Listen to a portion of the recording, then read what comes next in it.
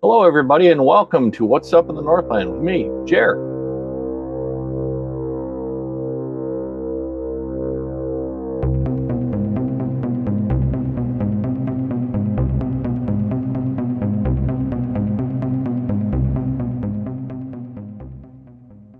Today, we're going to be going over some new UFO reports that we received between February and March of 2025. Specifically, these cases have been reported in North Dakota and northern Minnesota. Okay, so we do our best to assign field investigators to these cases as quickly as possible so they can get down in the dirt and figure out what's going on. Now, today we're going to update you on some older cases, but we're also going to introduce new cases that have come in since our last time. Now, sit back, relax, leave your mind open, and let's see what's going on the Northland. We're going to start off with North Dakota cases, and here we go. There has been 0 North Dakota cases reported since our February meeting, so I have no cases to report to you, which really kind of bums me out. However, we do have an update. So let's see what the update says here. Here's our updates. On May 1st in 2024, approximately, a little bit after midnight near Williams, and Anna was the investigator on this. So to refresh our memories, maybe a couple of 100 feet in the air. It also flew completely silent and was moving very slow. As it flew directly over the top of me, I got an extremely good look at the bottom of the craft. It had 3 circular lights that were positioned near the 3 angles of the triangle. Each circle seemed to be made of individual lights, and the lights would travel in a clockwise position, with about a quarter of the lights becoming brighter than the rest of the lights as it traveled around the circle. I hope that kind of makes sense. Well, I guess I can kind of see that.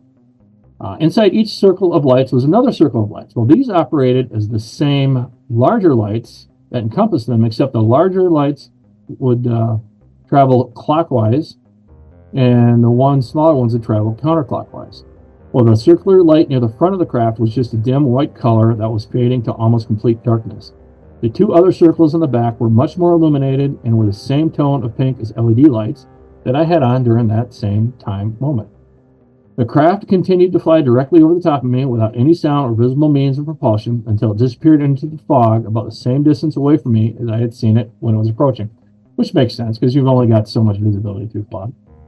But that's our refresher. This is a refresher of what the lights look like. Or the outside on the bottom was clockwise and the inside on the bottom was counterclockwise. And this is Anna's investigator's summary. I was unable to find any reasonable explanation for this sighting. There were no reports in the news or on a Google search of any type of festival or concert or other event that could explain the sighting. As he states very clearly in the interview that he saw a physical craft and the lights were on the underside of it. This rules out light reflections of man-made objects from the fog bank. It is possible, given the location, this could have been a military craft moving from Malmstrom to Minot or Grand Forks, as the flight path may have taken it over where the witness was, and that the fog was limited to the witness's ability to see the craft clearly. However, I am unaware of any military craft that would have a bright pink rotating lights on its fuselage belly fairing. But this could be some kind of experimental craft despite the obvious drag issues it may cause. I am closing this case with the disposition of unknown UAV, as the witness description does not match any known man-made objects. Case disposition, unknown UAV. Thank you, Anna, for that. Anna, do you have anything you'd like to add to this, or no? Sure, I have a couple of things that I wouldn't mind adding.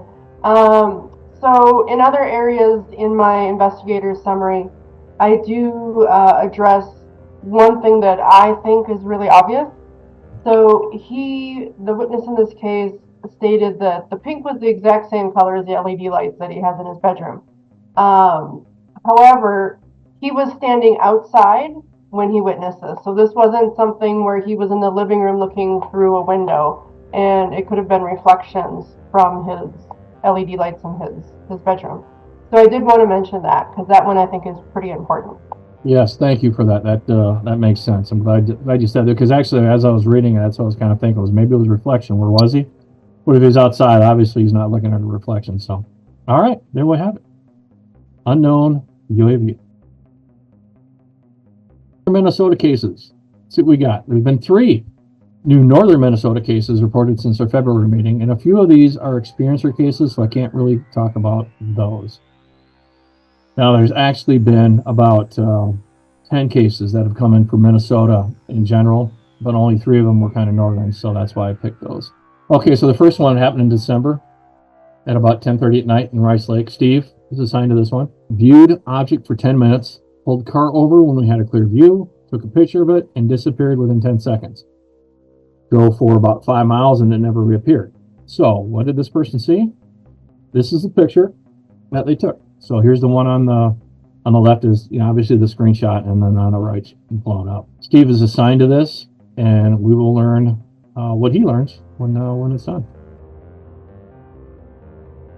In February of 2025, at about 5:45 in the evening, this is in Hermantown, and Steve is also on this one, but he's completed this one. So the narrative was, my wife was traveling south on Highway 53 when she spotted lights hovering behind and over the Pike Lake Holiday gas station. She was driving, but was able to take a couple pictures with her phone. The first was about 3/4 of a mile from the gas station, and the second was less than a 1/4 mile. We drive this road on a daily basis, and have never seen anything like this. They did not seem to change position the whole time while she was viewing them. I have seen SpaceX, and this did not look like them at all. They were too low to the ground and too large. I do know that there's an airport and a 148th Fighter Wing base that would be a little more southwest of where these lights were. So let's take a look at these pictures. Okay, so this is the first one. Clearly that's the moon up to the upper left on the left-hand side one. Looks like there might be an aircraft in there because I do see a red light to the left of the 4 lights. And as they got closer, so looking at the right one, it appears that one light is actually a street light. I wonder if the other 3 are. I don't know. I don't normally drive past this area, so I'm uncertain. And it also could be reflections of cars behind them, because this one kind of seems to be zoomed in to the window itself. I don't know. I wasn't there. I didn't take them, and I'm not investigating this one. So we will see what Steve comes up with on his investigation.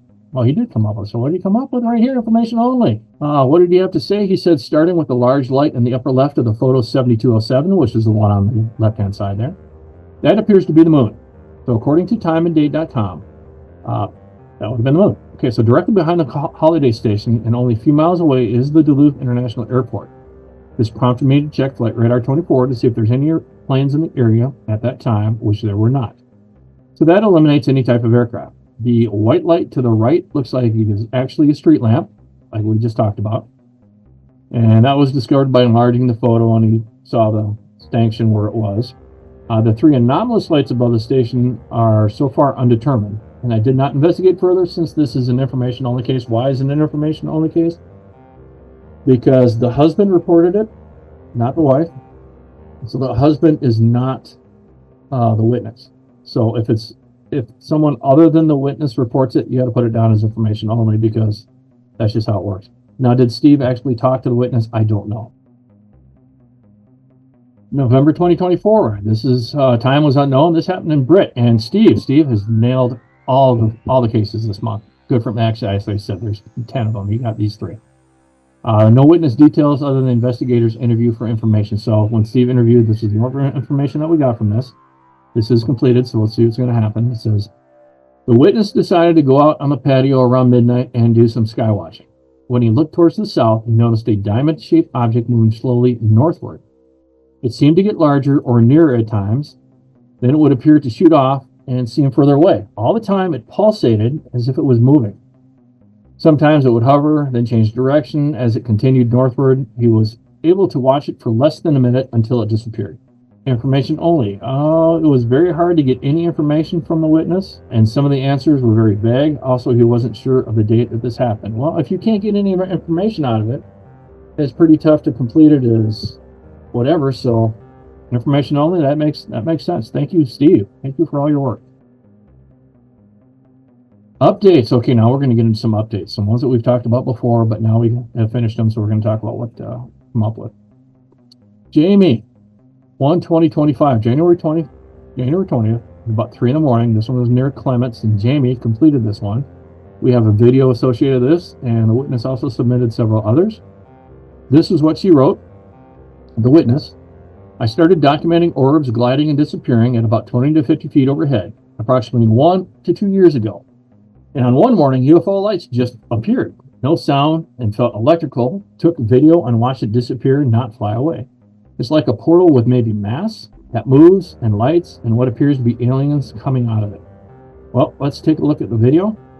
There were several videos, but this is probably the one of the best that I could find.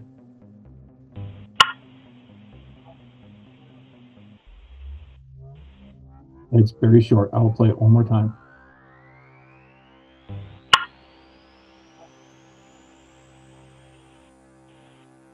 And that's it. So what did Jamie say? Because I didn't see anything in there.